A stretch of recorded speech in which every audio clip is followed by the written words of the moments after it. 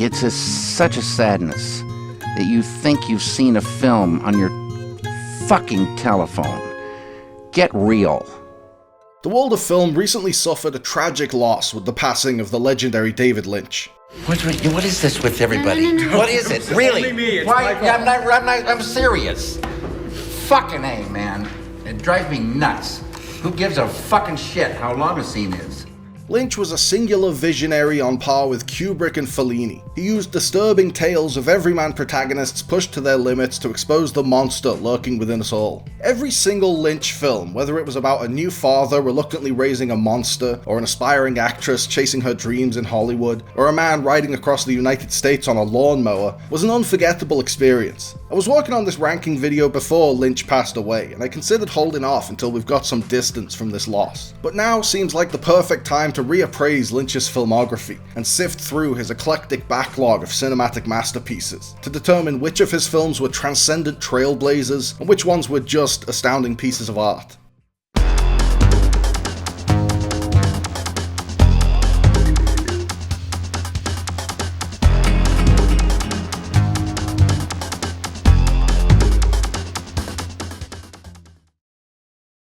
Long live the fighters!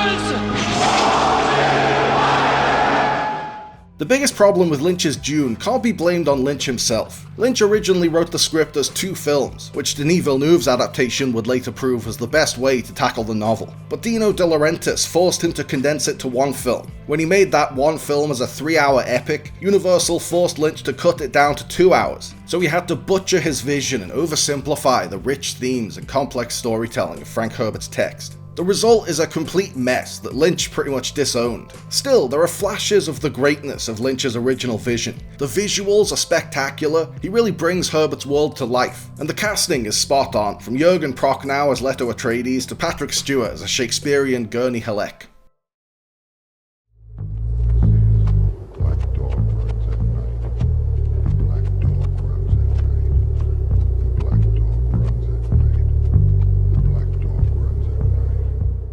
After gleefully binge-watching the first 2 seasons of Twin Peaks in my teenage years, I was delighted to learn that there was a movie adaptation out there, but I found it pretty underwhelming. It has a very different tone than the series, much darker and grittier, lacking the tongue-in-cheek humour of the show. It was interesting to see the last few days of Laura Palmer's life, but my boy Dale Cooper, the main reason I loved Twin Peaks so much, is barely in the film. I might need to revisit Fire Walk with Me and assess it on its own merits, because my initial opinion was coloured by my expectations of a Twin Peaks film, but I was quite disappointed.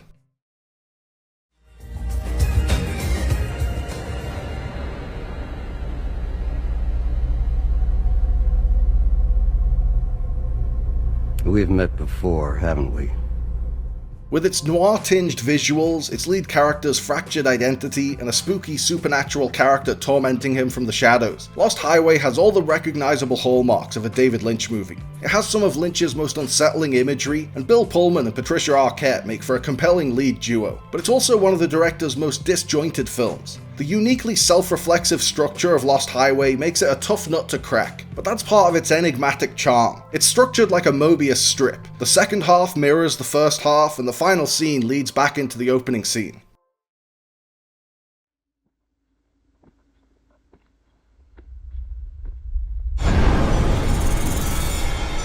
Lynch saved his most confounding and indecipherable film until last. Inland Empire is experimental in every sense of the word. It jumps across different perspectives, it plays around with different visual languages, and it's deeply meta. It starts off relatively easy to follow as a washed-up Hollywood starlet lands a comeback role and struggles to distinguish between the film and reality. But about halfway through, it devolves into a gonzo stream of consciousness full of disparate vignettes and plot threads. None of Lynch's movies have a mainstream sensibility, but Inland Empire flies the most aggressively in the face of mainstream cinema. Even by Lynch's standards, this is a baffling movie, but it's nothing if not compelling. Even if you have no idea what's going on, it's richly atmospheric, and Laura Dern gives an incredible lead performance. Here you are crossing state lines with an A1 certified murderer. Manslaughter, honey, not murder. Don't exaggerate. Okay.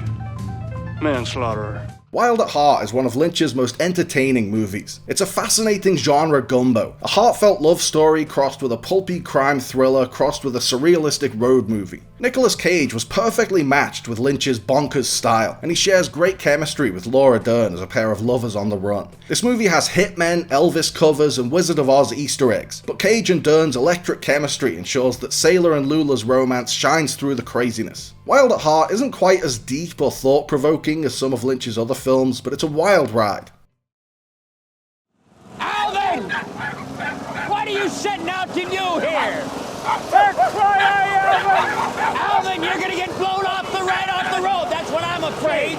Telling the true story of a man who drove a lawnmower across the country to reconnect with his dying brother, The Straight Story is the tamest film Lynch ever directed, but it's also one of his most human films. It's a melancholic meditation on mortality as an aging man tries to rectify one of his biggest regrets before it's too late. While The Straight Story is tonally a very different kind of film for Lynch, with authentically naturalistic dialogue and an unusually feel-good message, it has the director's signature themes at its core. With its sweeping rural vistas and the colourful characters that Alvin meets along his journey, The Straight Story captures the quirky underbelly of Americana just as effectively as any of Lynch's more bizarre films.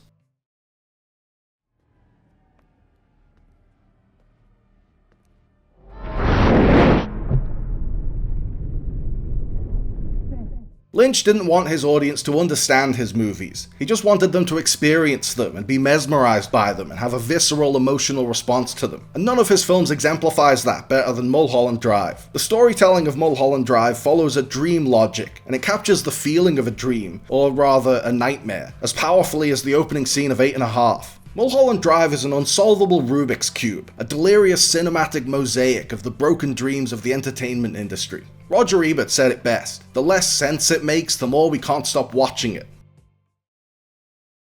I am not an animal! I am a human being!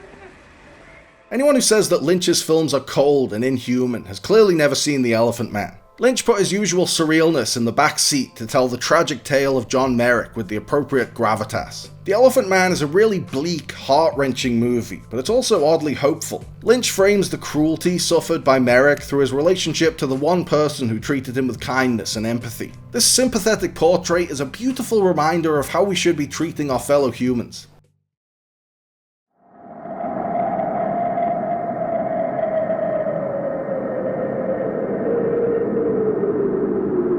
Much like the Coen brothers' Blood Simple, Quentin Tarantino's Reservoir Dogs, and Jordan Peele's Get Out, Lynch's directorial debut instantly established the defining idiosyncrasies of its director's voice. A staple of the midnight movie circuit, Eraserhead introduced audiences to all the hallmarks of Lynch's filmmaking: ambiguous storytelling, a wall of ambient sound over each scene, a bizarre look at the industrialization of classic Americana. Above all, Eraserhead established Lynch's penchant for adding a peculiar twist to turn a familiar, mundane situation into a terrifying experience. Eraserhead turns everyday scenarios like raising a baby or sharing an awkward dinner with your girlfriend's parents into an unsettling nightmare. Lynch's later movies would get much more ambitious, but Eraserhead remains one of his finest works, and in his own words, his most spiritual film. Eraserhead is my most spiritual film. Elaborate on that. No. What kind of beer do you like? Heineken? Fuck that shit!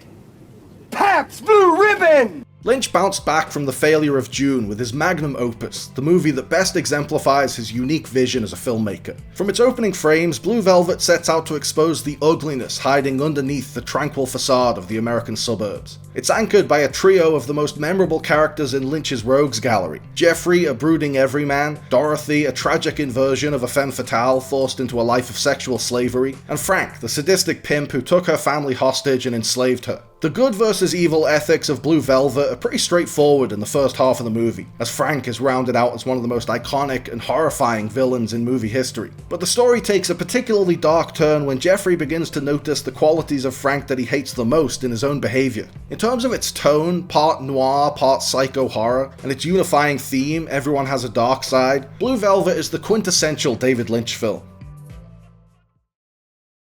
What a heavy load Einstein must have had. Fucking morons everywhere.